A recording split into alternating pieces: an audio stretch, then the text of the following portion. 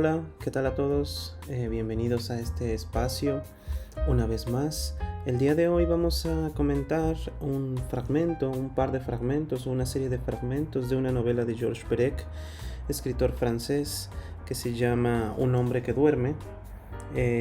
Una novela que después Georges Perec, en su intento por aproximarse al cine, también llevó a la pantalla, y que narra la historia de un estudiante francés de sociología que el día de sus exámenes decide no levantarse de la cama, cortar todo contacto con el mundo exterior, con su familia, con sus amigos, con la universidad, con cualquier tipo de empleo, y recluirse en su chambre de bonne, en su buhardilla en París.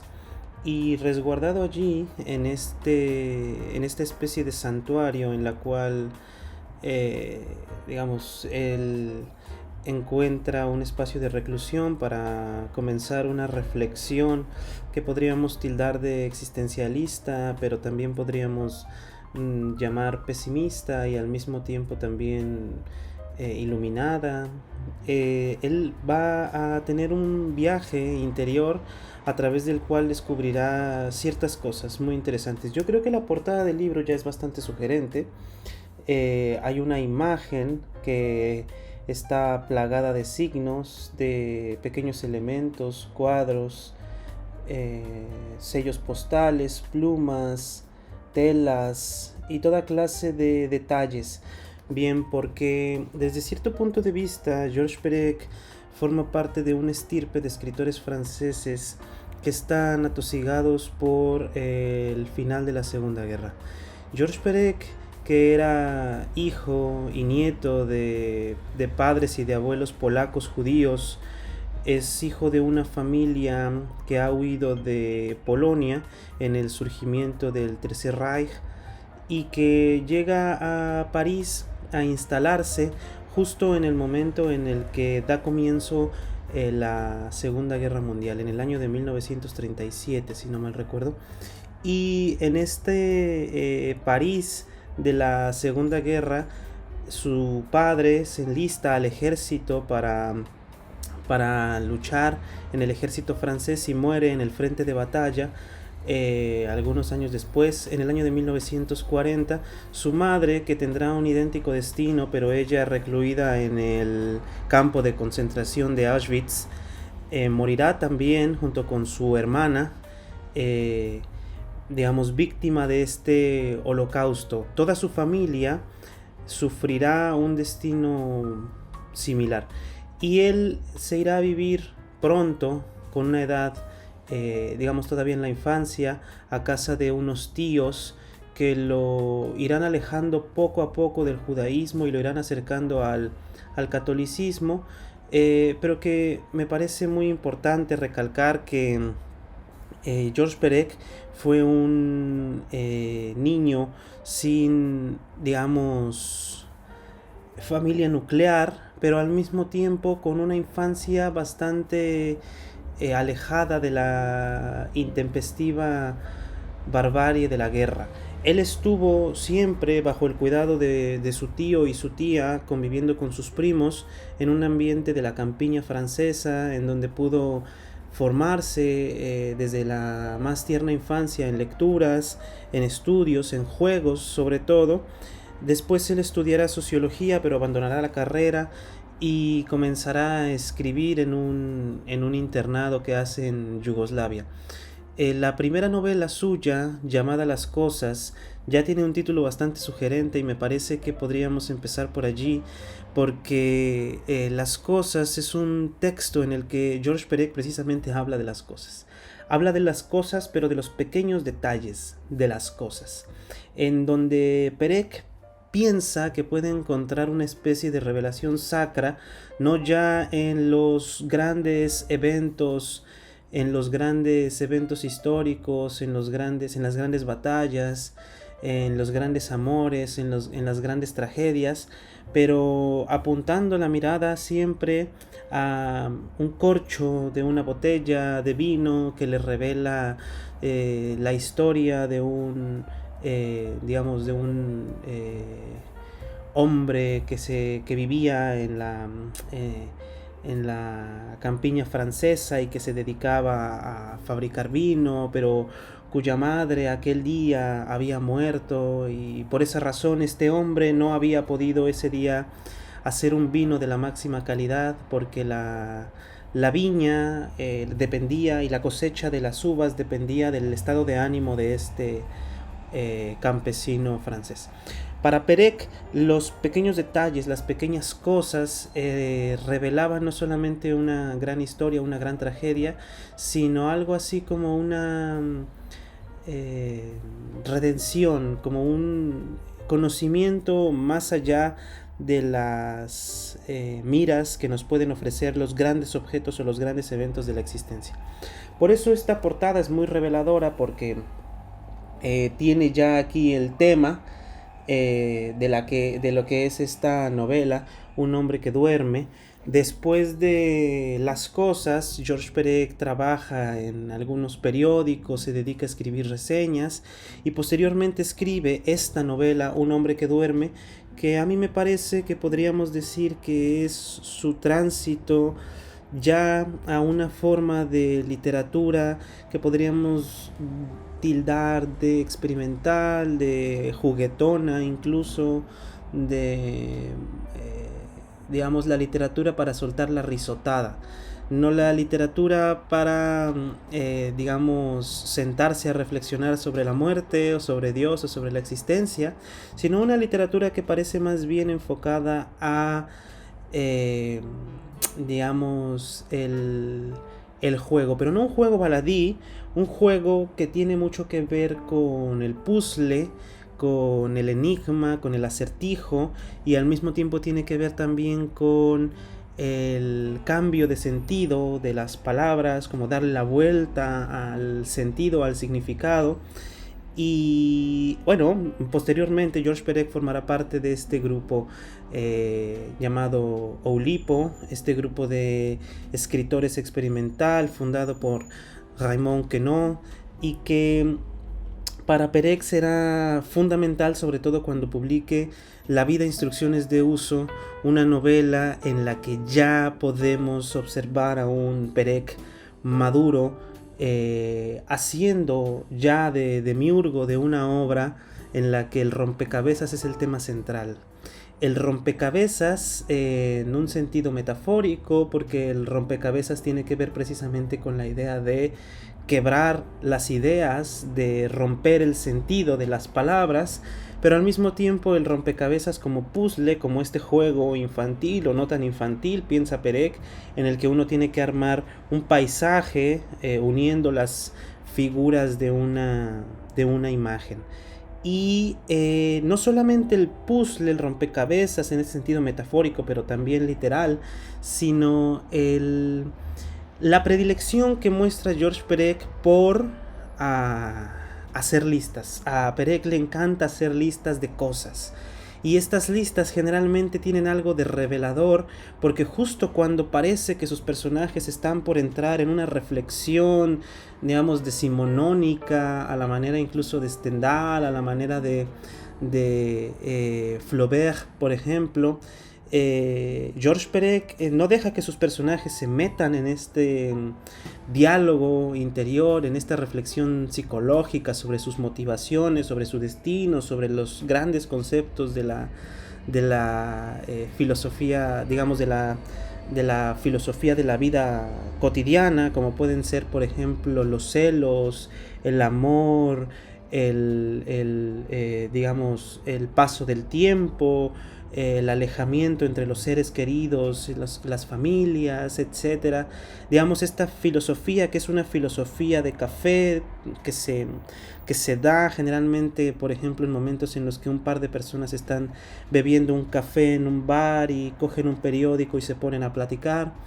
Pero Georges Perec no deja que sus personajes entren en esta reflexión, digamos, ni a la vieja usanza de los, digamos, escritores que ponían a sus personajes a reflexionar sobre grandes conceptos como Dios, la maldad, el hombre, el destino humano, el origen, pero tampoco esta otra filosofía cotidiana que es un poco más del estilo de, digamos, un Flaubert, un Stendhal, que es lo que se llama la vida social de los pueblos, que han llamado así algunos críticos.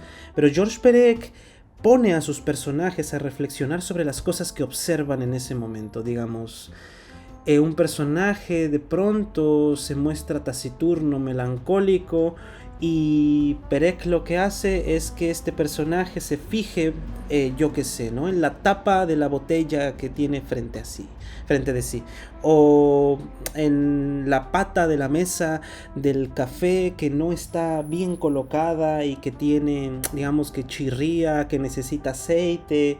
Hay algo en Perec que lo obliga a llevar la mirada de sus personajes a este tipo de cosas, y de pronto el discurso parece que pierde un poco de sentido, pero se vuelve interesantísimo. Vamos a ver entonces algunas citas de este libro maravilloso, que es Un hombre que duerme, editado por la editorial Impedimenta y en traducción de Mercedes Cebrián. Empieza con una cita de Kafka, de sus consideraciones acerca del pecado, el dolor, la esperanza y el camino verdadero. Y en esta cita creo yo que ya hay una prefiguración interesante. Dice: no es necesario que salgas de casa. Quédate a tu mesa y escucha. Ni siquiera escuches. Espera solamente. Ni siquiera esperes. Quédate completamente solo y en silencio. El mundo llegará a ti para hacerse desenmascarar. No puede dejar de hacerlo. Se posternará extático a tus pies. Bien, aquí ya Perec habla, Perec a través de Kafka habla acerca de la, digamos, lo que a él le parece necesario, que es quedarse en casas, no salir de casa, esperar, escuchar, y no escuchar, no esperar, sino quedarse, digamos, en un estado de soledad y silencio absolutos, en el cual los sentidos se abran a lo exterior sin, digamos, activamente o intencionadamente dirigirse hacia un objeto, sino esperar a que los objetos del mundo no solamente afecten a la persona, al sujeto en cuestión, sino que, digamos, los objetos penetren en la impresión del observador. Dice: el mundo llegará a ti para hacerse desenmascarar. No puede dejar de hacerlo. Se posternará extático a tus pies. Bien, esta es la primera cita con la que me gustaría comenzar la reflexión. La segunda ya está un poco avanzada la lectura. Habla de este personaje, que este personaje es interesante porque Georges Perec lo narra en una segunda persona, hablándole siempre al lector directamente, diciéndole: tú eres, estás haciendo, estás bebiendo, estás durmiendo, vas de camino al café, etc. Y dice aquí: tu buhardilla es la más bella de las islas desiertas, y París es un desierto que nadie ha atravesado nunca. Que recordar que el personaje de la novela, que eres tú, está recluido en su chambre de bonne, en su buhardilla, en una bella isla desierta de París, que también es un desierto que nadie ha atravesado nunca. Solo necesitas calma, este sueño, este silencio, esta torpeza.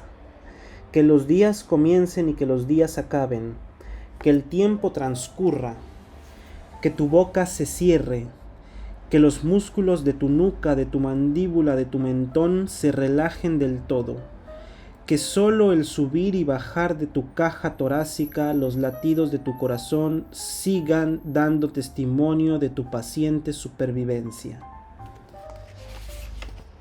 No querer nada más, esperar, hasta que no haya nada más que esperar, holgazanear, dormir, dejarte llevar por las multitudes, por las calles, seguir las cunetas, las verjas, el curso del agua por las riberas, recorrer los muelles, rozar las paredes, perder el tiempo, salir de todo proyecto, de toda impaciencia, estar sin deseo, sin despecho, sin rebeldía.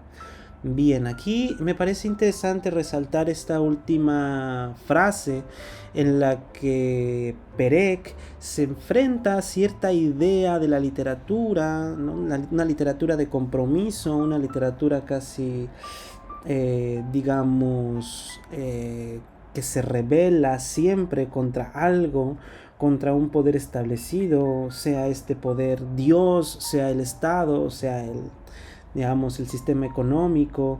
Estar sin deseo, sin despecho, sin rebeldía, digamos, no solamente no estar allí quieto, holgazaneando, durmiendo, soñando todo el tiempo, pero sin deseo, sin despecho, sin rencor, sin rebeldía, sin ganas de cambiar nada, sin compromiso. Es una literatura, una forma de estar en el mundo que es el simple estar allí y soñar, porque es un hombre que duerme. Aparecerá ante ti al hilo del tiempo una vida inmóvil, sin crisis, sin desorden, ninguna aspereza, ningún desequilibrio, minuto tras minuto, hora tras hora, día tras día, estación tras estación, algo que nunca tendrá fin va a comenzar. Tu vida vegetal, tu vida anulada. Bien, de entrada, Perec coloca a este personaje en algo así como, es una situación semejante, me recuerda al protagonista de La náusea de Sartre. A mí me parece que Georges Perec intenta enfrentar este tipo de personajes clásicos de las novelas existencialistas o así llamadas existencialistas, como La náusea o como La caída de Camus, un personaje que de cierta manera ha perdido la esperanza en el mundo, pero que digamos, Perec solicita de él, le lanza el imperativo de que anule su vida y de que no genere despecho contra el mundo, pero tampoco rebeldía, pero tampoco que desee nada, sino que se recluya como, digamos, como una especie de ascetismo místico en su buhardilla, y que a partir de este ascetismo su vida anulada, su vida vegetal se empezará a revelar. ¿Y qué sucederá cuando esta vida anulada se revele? Bien, continúo, dice: aquí aprendes a durar. En ocasiones, dueño del tiempo, dueño del mundo, arañita ojo avisor desde el centro de tutela, reinas sobre París. Gobiernas el norte por la Avenue de l'Opéra, el sur por los pasajes del Louvre, el este y el oeste por la Rue Saint-Honoré. En ocasiones tratas de descifrar el rostro enigmático que quizá esboce el juego complejo de las sombras. Bien, aquí ya empezamos a ver a un Perec que empieza a clasificar, que empieza a enumerar, que empieza a hacer una lista. Enumera una serie de lugares, de avenidas, de calles, pero también a partir de esta enumeración, de este juego de la enumeración, de la lista, empieza a prefigurar, a deslizar por debajo de la puerta el juego que está por inventar, que es un juego que será interesante. Dice: el juego complejo de las sombras y de las grietas sobre un fragmento del techo, ojos y nariz o nariz y boca, frente no enmarcada por la cabellera alguna, o bien el dibujo preciso del contorno de una oreja, el inicio de un hombro o de un cuello. Aquí ya está partiendo, hay un individuo que se parte, oreja, cuello, nariz, boca. Continúo. Hay 1000 maneras de matar el tiempo y ninguna se parece a otra, pero todas valen. 1000 modos de no esperar nada, 1000 juegos que puedes inventar y abandonar de inmediato. Este es el asunto con Perec. Él está intentando idear 1000 juegos que puedan hacer que, en primer lugar, se evada del absurdo sentimiento del sinsentido, de la desazón, de la bulia, del tedio, de la desesperanza, pero al mismo tiempo en este practicar, intentar una serie de juegos puede aproximarse a las cosas de otro modo, puede verlas desde otro punto de vista. Bien, vamos a pasar al segundo fragmento. En este fragmento solamente me interesa resaltar que Perec habla acerca de una clasificación de las cosas. Esta clasificación es como la estratagema, es la técnica, es la digamos la llave que le abrirá la puerta a una manera distinta de aproximarse a las cosas. Dice: te arrastras. Me parece interesante. Te arrastras. No caminas, no gateas, no corres, pero te arrastras como un animal rastrero, pero también como digamos, como una serpiente, como una rata, como una araña, arañita, ojo avisor, ha dicho. Dice: te arrastras. Imaginas una clasificación de las calles, de los barrios, de los edificios. Los barrios locos, los barrios muertos, las calles mercado, las calles dormitorio, las calles cementerio, las fachadas peladas, las fachadas carcomidas, las fachadas oxidadas, las fachadas enmascaradas, y así sucesivamente.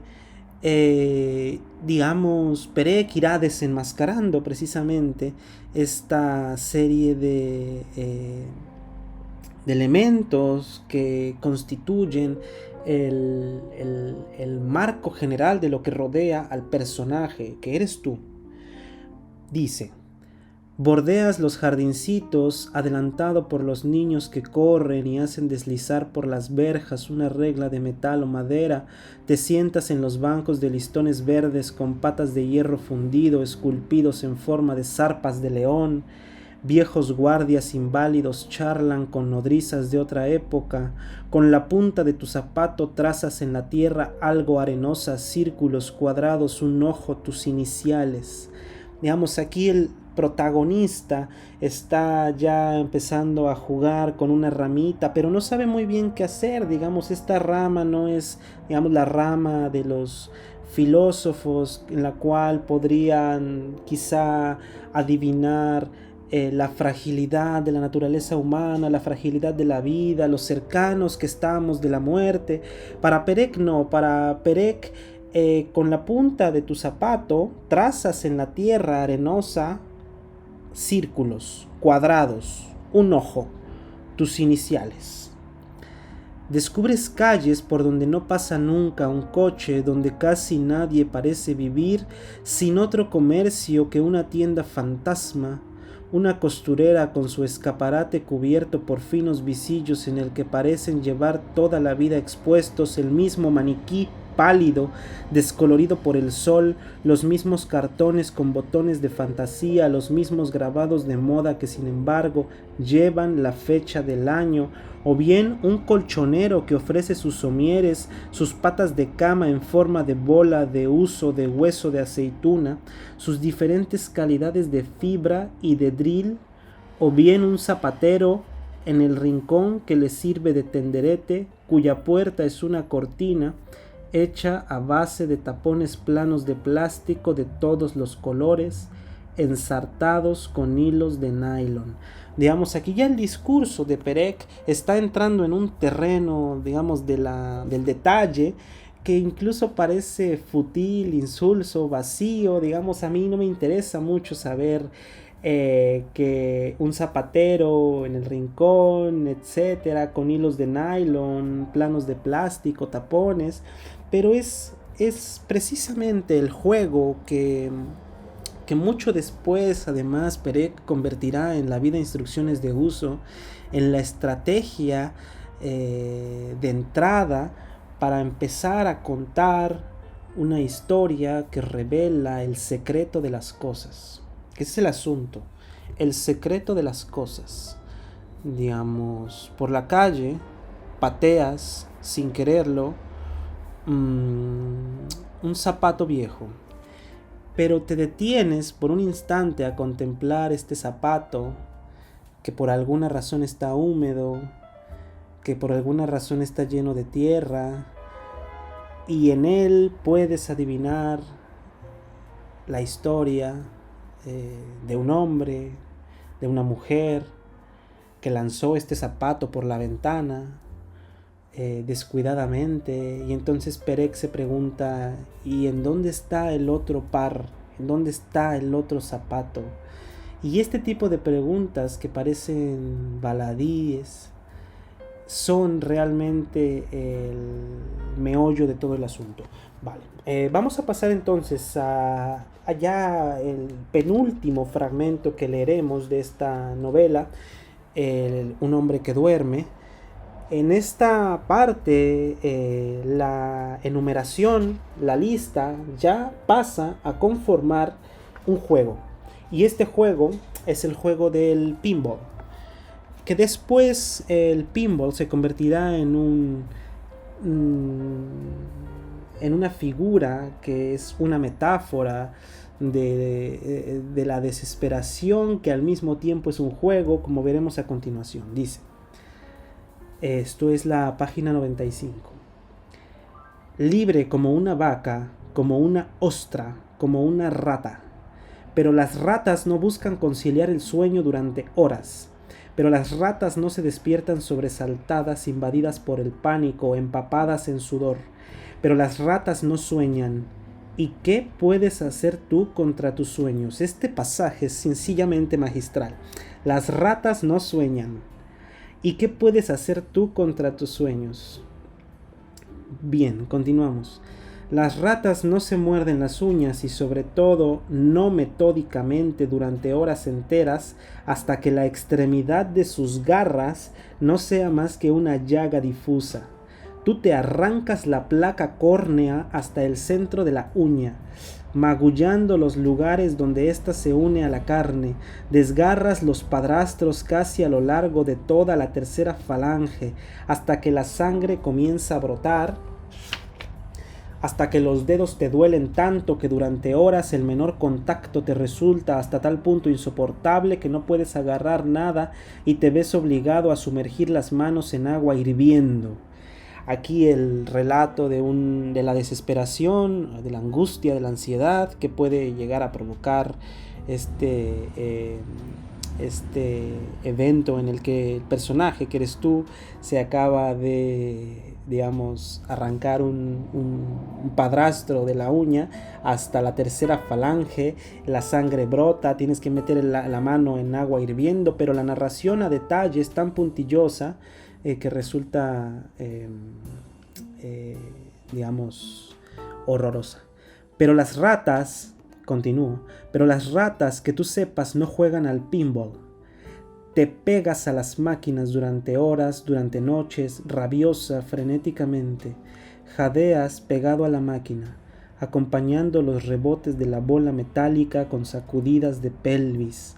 Te ofuscas contra los muelles, las luces, los números, los pasadizos.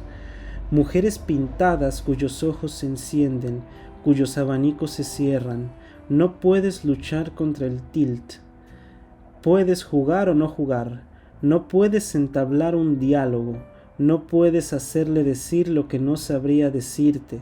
A pesar de ensarzarte contra él, resoplar contra él, el tilt permanece insensible a la amistad que sientes, al amor que buscas, al deseo que te desgarra. 6.000 puntos, cuando bastan 1.400, no harán sino herirte aún más, humillarte un poco más. Y en esta parte en la que habla sobre el tilt, esta sensación de impotencia que se siente contra un juego que no podemos derrotar, o que aún derrotando no nos da la satisfacción, por ejemplo, de pasar de nivel. Me parece a mí que ya Perec está reflexionando sobre precisamente esta cuestión de la humillación que puede llegar, que puede venir al hacer consciente de un momento a otro, que todos estos juegos, todos estos detalles, todas estas nimiedades son insensibles al deseo de amor que sientes, a la amistad que buscas, al deseo que te desgarra. Y sin embargo, estos juegos, estos detalles son los que precisamente provocan la diferencia. Con este último fragmento, que ya es al final, en la página 129, vamos a concluir este comentario a la obra de Perec, Un hombre que duerme. El pasaje que le dé a continuación habla sobre las conclusiones que el personaje ha sacado después de hacer este descenso o este ascenso, ya que se encuentra en una buhardilla, en este ascenso a las cumbres de no solamente una indiferencia, una insensibilidad, una insensatez, pero también a digamos una neutralidad a la que se puede llegar. El personaje ha abandonado a su familia, ha cortado todo lazo social con la escuela, con el trabajo, con sus amigos, se ha recluido durante meses en su buhardilla, y ahora quiere ver qué es lo que ha aprendido después de haberse recluido allí. Quiere ver cuáles son los resultados de su ascetismo, de su reflexión constante sobre las cosas y sobre ese dejarse afectar o dejarse penetrar por lo que está alrededor de él cuando camina por las calles de París, cuando observa con atención una planta, las cortinas, las sábanas de la cama, el somier, la cajonera, etc. Entonces, ¿qué ha aprendido? ¿Qué has aprendido? Porque tú eres el personaje. No has aprendido nada, salvo que la soledad no enseña nada, que la indiferencia no enseña nada. Era un engaño, una ilusión fascinante y con trampa. Estabas solo ahí y estaba todo, y querías protegerte, que entre el mundo y tú los puentes se suprimieran para siempre, pero eres tan poca cosa, y el mundo es una palabra tan grande. No has hecho sino errar en una gran ciudad, bordear fachadas durante kilómetros, escaparates, parques y muelles. La indiferencia es inútil. Puedes querer o no querer, ¿qué más da? Jugar o no jugar una partida de pinball. Alguien de todas formas introducirá una moneda de 20 céntimos en la ranura de la máquina.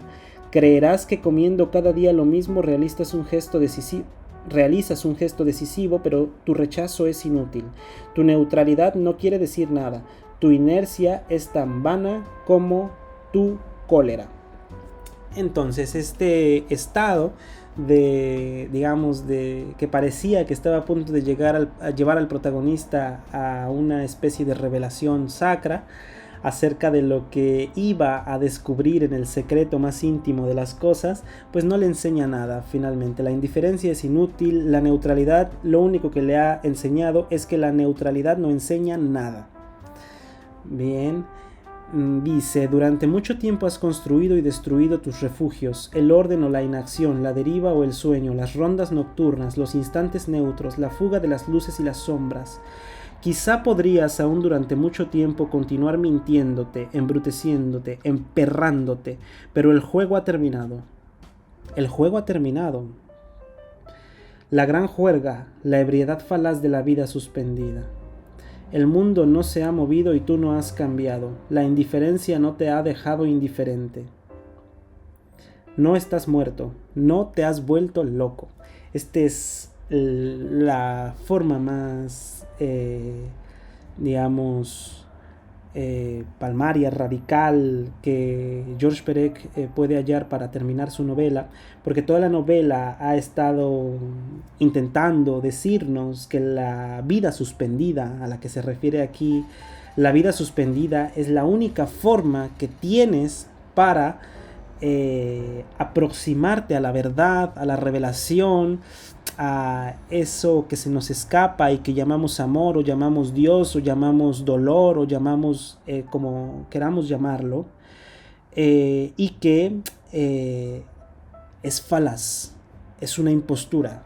No estás muerto, no te has vuelto loco, digamos, ni siquiera alcanzaste la locura porque estuviste todo el tiempo recluyéndote en ti, sin aproximarte ni un poco a esa experiencia de la insania. Bien, vamos a terminar con esta última lectura de las últimas 2 páginas de la novela, en las que habla acerca de los desastres, de la enfermedad, de cómo funciona el cuerpo ante este tipo de situaciones, porque la reflexión ya se torna casi biológica, fisiológica. Los desastres no existen, están en otra parte. La menor de las catástrofes quizá habría bastado para salvarte. Lo habrías perdido todo, habrías tenido algo para defender, palabras que decir para convencer, para conmover, pero ni siquiera estás enfermo. Ni tus días ni tus noches están en peligro, tus ojos ven, tu mano no tiembla, tu pulso es regular, tu corazón late, prácticamente diciéndote en tu cara, estás sano, ¿de qué te estás quejando? ¿Por qué te quejas? ¿Qué te pasa? Es lo que intenta decirte George Perec, y continúa. Si fueses feo, tu fealdad quizás sería fascinante. Pero ni siquiera eres feo, ni jorobado, ni tartamudo, ni manco, ni tullido y ni siquiera cojo. Aquí ya la ironía con la que Perec se está refiriendo a ti en este existencialismo absurdo del que te gusta vanagloriarte es brutal. Ni siquiera eres feo, por lo menos Sartre era feo. Tú ni siquiera eso, por lo menos el jorobado de Notre Dame era jorobado. Digamos, por lo menos el vagabundo es manco o está tullido o es cojo, pero ¿tú qué? Prácticamente te escupe en la cara Perec. Pero esta parte que es ya el final de la novela es, me parece a mí, un embate contra esta forma de pensar la literatura y la filosofía y la vida en general, que es una manera particular que podríamos denominar existencialismo, pero que tiene más que ver con la aflicción, con el pesimismo, con un pesimismo de la debilidad que se relaciona mucho con esta metáfora de Sísifo, de la que habla Camus. Y dice: ninguna maldición te pesa sobre los hombros. Quizá seas un monstruo, pero no un monstruo de los infiernos. No necesitas retorcerte, aullar, no te espera ninguna prueba, ninguna roca de Sísifo, no se te dará ninguna copa para de inmediato retirártela, ningún cuervo te sacará tus globos oculares, a ningún buitre se le ha infligido la indigesta pena de manducarte el hígado mañana, tarde y noche. No tienes que arrastrarte ante tus jueces suplicando clemencia, implorando piedad. Nadie te condena y no has cometido falta alguna. Nadie te mira para girarse horrorizado de inmediato. Aquí hay una serie de personajes clásicos que son héroes trágicos como Sísifo, como Prometeo, que fue encadenado a una roca para que los cuervos le sacaran los globos oculares, como las Eneaides, como las hijas de Danao, digamos, estas figuras trágicas que cayeron en una perpetua aflicción o sufrimiento ante las cuales nosotros nos giramos horrorizados. Y aquí lo que dice Perec es: tú no eres este héroe trágico. El tiempo que vela todo ha dado la solución a tu pesar. El tiempo que conoce la respuesta ha seguido transcurriendo En un día como este, algo más tarde o temprano, todo vuelve a empezar, todo empieza, todo continúa. Todo continúa. Deja de hablar como un hombre que sueña. Aquí ya la frase es imperativa. Perec dice, deja de hablar como un hombre que sueña. Aquí ya es una instrucción que nos lanza a nosotros, hombres trágicos, existencialistas, sufrientes, afligidos, pesimistas, muy conscientes del sufrimiento de la existencia y del mundo. Nos invita a Perec, después de habernos humillado con este discurso, a dejar de hablar como un hombre que sueña. Mira, dice, míralos. Allí están los miles y miles de centinelas silenciosos, terrícolas inmóviles, plantados a lo largo de los muelles, de las riberas, a lo largo de las aceras bañadas por la lluvia de la Place Clichy, en plena ensoñación oceánica, esperando las salpicaduras, el romper de las mareas, la llamada ronca de las aves marinas. Aquí las cosas, ¿no? Las cosas que están allí, míralas. Allí están los miles y miles de centinelas silenciosos, las cosas, los centinelas silenciosos, la puerta, las gafas, la luz, el librero, los libros, la rama, el árbol, la planta, digamos las cosas, la cama, la mesa, el escritorio, la pluma. Allí están los miles de centinelas silenciosos. Y termina, este es el último párrafo. No. Ya no eres el dueño anónimo del mundo, aquel sobre el que la historia no tiene peso, el que no sentía caer la lluvia, el que no veía llegar la noche. Ya no eres el inaccesible, el límpido, el transparente. Tienes miedo, esperas en la Place Clichy a que la lluvia deje de caer. Este último párrafo a mí me parece que es probablemente el más enigmático de toda la novela, porque la conclusión no es realmente conclusiva. Él dice que ya no eres el dueño anónimo del mundo porque ya no estás en tu buhardilla, porque ya has descubierto la impostura, la falsedad de tu ejercicio de neutralidad, de recogimiento. No existe, no hay nada allí, digamos, en este ejercicio ascético. Y ya que has descubierto eso, que ya no eres el dueño anónimo del mundo, aquel sobre el que la historia no tiene peso porque te habías recluido allí, el que no sentía caer la lluvia. Pero esta frase, el que no sentía caer la lluvia, ¿a qué se refiere? ¿Qué es la lluvia, digamos? ¿Emblema de qué? ¿Signo de qué? El que no veía llegar la noche. Ya no eres el inaccesible, el límpido, el transparente.